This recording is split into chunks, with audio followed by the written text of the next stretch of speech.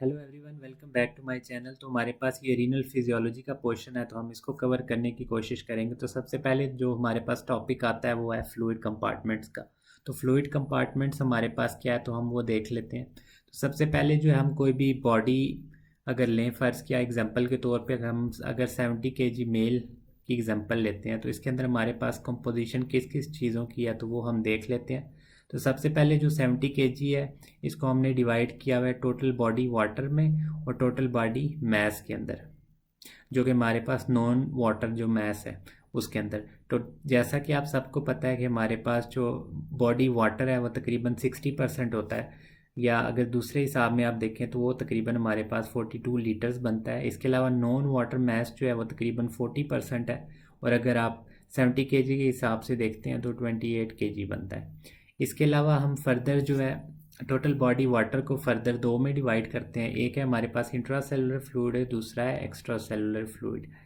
अब intra cellular fluid जो है हमारे पास, उसे हम 2/3 लेते हैं, और जो एक्स्ट्रा सेलुलर फ्लूइड है वो तकरीबन 1/3 होता है अगर हम बात करें टोटल बॉडी वाटर की। अगर तो हम इंट्रासेलुलर फ्लूइड को अगर आप केजीज में देखेंगे तो इंट्रासेलुलर फ्लूइड जो हमारे पास तकरीबन 28 kgs बनता है, और इसके अलावा एक्स्ट्रा सेलुलर फ्लूइड जो हमारे पास 14 kgs। अगर एमसीक्यूज़ में आपको आएगा तो आपने इसको सिलेक्ट करना है, ठीक है। इसके अलावा फर्दर जो हमारे पास इंट्रासेलुलर फ्लूइड और एक्स्ट्रा सेलुलर फ्लूइड है उसको किस किस चीज़ों में डिवाइड किया हुआ है। तो एक्स्ट्रा सेलुलर फ्लूइड को हमने सबसे पहले डिवाइड किया हुआ है इंटरस्टिशियल फ्लूइड के अंदर, और उसके अलावा दूसरे नंबर पे हमने प्लाज्मा में डिवाइड किया हुआ है। अब इंटरस्टिशियल फ्लूइड जो है तकरीबन हमारे पास 10.5 kg या लीटर्स बनता है। इसके अलावा प्लाज्मा कंसनट्रेशन जो है तकरीबन 3.5 kg बनती है।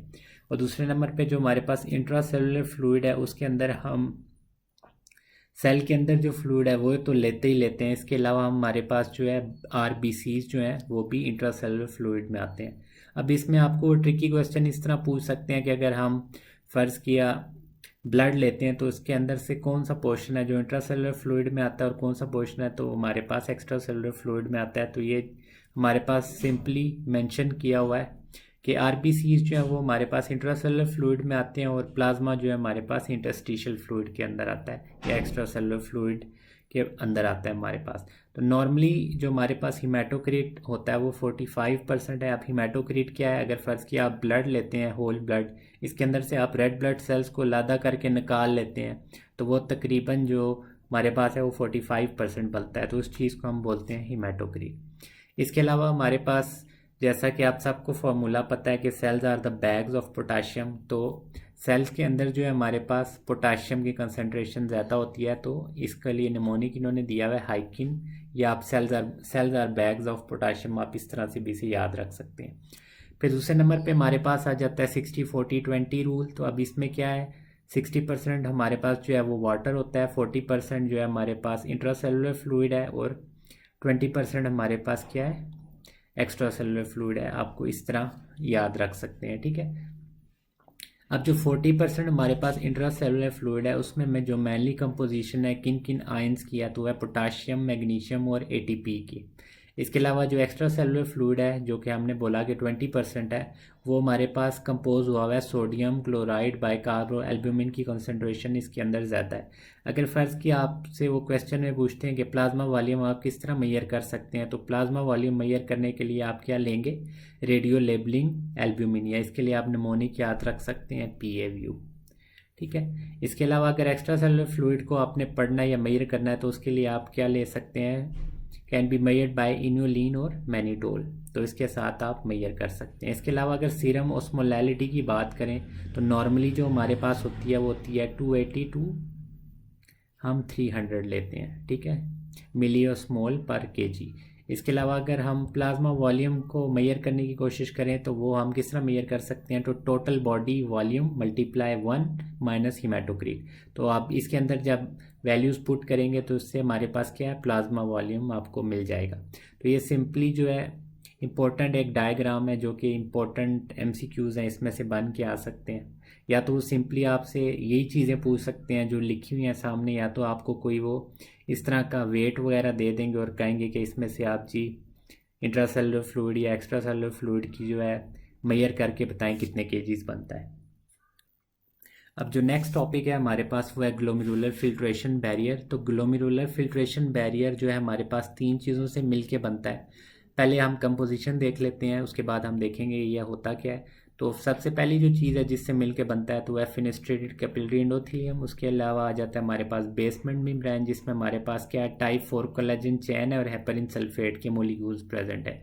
इसके अलावा हमारे पास पोडोसाइट फूड प्रोसेसेस से मिलके क्या बनता है, ग्लोमेरुलर फिल्ट्रेशन बैरियर। ये जैसे कि पिक्चर में भी आप देख सकते हैं। इसके अलावा ग्लोमेरुलर फिल्ट्रेशन बैरियर जो है हमारे पास रिस्पॉन्सिबल होता है फॉर फिल्ट्रेशन ऑफ प्लाज्मा। लेकिन अब ये किन दो चीज़ों के ऊपर डिपेंड करता है, तो वो हमारे पास एक है साइज़ और दूसरा है चार्ज। साइज़ और चार्ज से क्या मुराद है, तो ये फर्दर आगे इन्होंने लिखा हुआ है कि अगर तो हम चार्ज बैरियर की बात करते हैं तो ऐसे मॉलिक्यूल जिनमें हमारे पास नेगेटिवली चार्ज आयन है तो वो क्या होता है, इतनी आसानी से क्रॉस नहीं कर सकते या उनकी एंट्री जो होती है वो प्रिवेंट करता है ये वाला बैरियर। ठीक है, दूसरे नंबर पे आ जाता है हमारे पास साइज बैरियर। साइज बैरियर में हमारे पास जो ग्रेटर देन 100 नैनोमीटर के मॉलिक्यूल्स हैं वो इतने इजीली पास नहीं हो सकते। लेकिन अगर लेस मॉलिक्यूल्स की बात करें जो 100 से कम जिनका सरफेस एरिया होगा तो वो इजीली पास कर सकते हैं। ठीक है, तो charge barrier, glomerular filtration barrier contain negatively charge glycoprotein that prevents entry of negatively charge molecule, जैसा कि हमारे पास एग्जांपल के तौर पे इन्होंने दिया हुआ है एल्ब्यूमिन। इसके अलावा साइज बैरियर की हम बात करें तो fenestrated capillary endothelium prevent entry of greater than 100 nanometre molecules पर blood cells. Podocyte foot processes interpose with glomerular basement membrane slit diaphragm prevent entry of molecules greater than 40 to 50 nanometre. तो ये था हमारे पास ग्लोमेरुलर फिल्ट्रेशन बैरियर का topic. हम आगे चलते हैं। फिर नेक्स्ट टॉपिक है हमारे पास रीनल क्लियरेंस का। तो रीनल क्लियरेंस को हम डिफाइन कैसे करते हैं, the volume of plasma from which the substance is completely cleared in the urine per unit time. तो ये इसकी हमारे पास डेफिनेशन है। बाकी जो हमारे पास रीनल क्लियरेंस है वो दो चीज़ों पे डिपेंड करती है, वो कौन कौन सी हैं। तो एक है clearance equal to U V divided by P. अब U फॉर हमारे पास क्या है, यूरिन कॉन्सेंट्रेशन। V फॉर हमारे पास आ जाता है यूरिन फ्लो रेट, और डिवाइडेड बाय जो P है वो P है हमारे पास प्लाज्मा कॉन्सेंट्रेशन। अगर तो फ़र्ज़ किया आप इसके अंदर वैल्यूज़ डालते हैं, अगर आपको MCQ कुछ इस तरह का आता है तो इससे सिंपली आप क्लियरेंस अपनी मेजर कर सकते हैं। अब तीन कंडीशंस हैं जिसके अंदर हम देखेंगे एट द एंड हमारे पास रिजल्ट क्या होगा। सबसे पहली जो सिंपल है वो ये है कि अगर फ़र्ज़ किया कोई इस तरह का सब्सटेंस है जिसकी रीनल क्लियरेंस हमारे पास GFR के इक्वल है, तो ऐसा सब्सटेंस जो भी होगा वो ना तो अब्जॉर्ब होगा और ना ही सिक्रीट होगा हमारे पास। इसके बनिस्बत अगर कोई ऐसा सब्सटेंस है जिसकी रीनल क्लियरेंस हमारे पास ग्रेटर है एज़ कम्पेयर टू GFR, तो उसका जो एंड रिजल्ट होगा तो वो हमारे पास क्या होगा, नेट ट्यूबुलर सिक्रीशन। लेकिन अगर कोई इस तरह का सब्सटेंस है जिसकी क्लियरेंस लेस देन GFR है तो उसमें हमारे पास क्या होगा, नेट रीनल रीअब्जॉर्प्शन या नॉट फ्रीली फिल्टर। तो इस तरह का सब्सटेंस जो है वो इजीली फिल्टर नहीं होगा हमारे पास। ठीक है, तो ये थी रीनल क्लियरेंस और इसमें से आपका कोई भी एक MCQs आ सकता है। फिर नेक्स्ट चीज़ है हमारे पास वो आ जाती है ग्लोमेरुलर फिल्ट्रेशन रेट।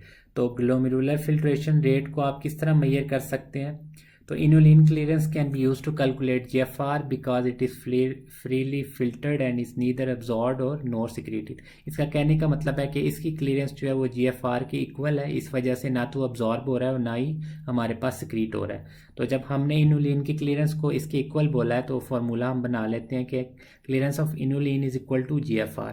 अब क्लियरेंस का फार्मूला हमारे पास था UV डिवाइडेड बाई P, तो इसके अंदर आप वैल्यूज़ डालेंगे तो सिंपली आप क्लियरेंस मेजर कर सकते हैं। लेकिन अगर फ़र्ज़ किया हमारे पास डिफरेंट फार्मूला जो है, अगर डिफरेंट वैल्यूज़ आ जाती हैं आपसे पता करते हैं, तो उसके लिए हमारे पास डिफरेंट एक फार्मूला है जिसमें हमारे पास KF PGC minus PBS minus pi GC minus pi BS। अब इसमें हमारे पास क्या है, तो दो चीज़ों पे डिपेंड करता है, एक है हाइड्रोस्टैटिक प्रेशर और दूसरा है हमारे पास ऑनकोटिक प्रेशर। तो सिंपली आप इसके अंदर जब वैल्यूज़ पुट करेंगे तो आपके पास एंड रिजल्ट आ जाएगा। फिर नॉर्मल GFR की वैल्यू हमारे पास आ जाती है 90 टू 120 मिलीलीटर पर मिनट, या अगर आप सेकेंड्स में करेंगे तो 2 मिलीलीटर पर सेकेंड के हिसाब से हमारे पास GFR होती है। अब GFR को मेजर करने के लिए हम क्या करते हैं कि क्रिएटिन क्लियरेंस को हम अप्रॉक्सीमेट लेते हैं उसका। तो नॉर्मली अगर क्रिएटिन क्लियरेंस हमारे पास ज़्यादा है तो उसका कहने का मतलब है, या क्रिएटिन की वैल्यू ज़्यादा है तो इसका मतलब है कि हमारे पास क्या है, GFR इम्पेयर्ड है। तो creatine clearance is an approximate measure of GFR. Slightly overestimate GFR because creatine is moderately secreted by renal tubules.